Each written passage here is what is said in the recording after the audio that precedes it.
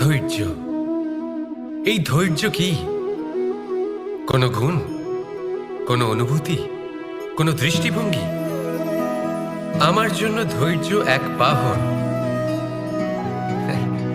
আপনি হয়তো ভাবছেন এই কেমন বাহন?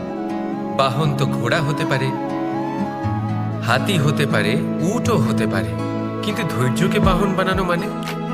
চলুন আপনাকে একটা কথা বোঝাই। পৃথিবীতে এমন কোনো বাহন নেই যে তার আরোহীকে আছড়ে ফেলেনি। সেটা উট হোক বা হাতি হোক বা ঘোড়া হোক, চলতে চলতে কখনো নড়বড় করেই বসে। তারপর সেই আরোহী পরে কারোর পায়, তারপর পরে তার নিজের নজরে। কিন্তু ধৈর্যরূপী বাহন কখনো কাউকে ফেলে না, কখনো না। না সেই আরোহী কারোর পায়ে পড়ে, আর না তো নিজের নজরে।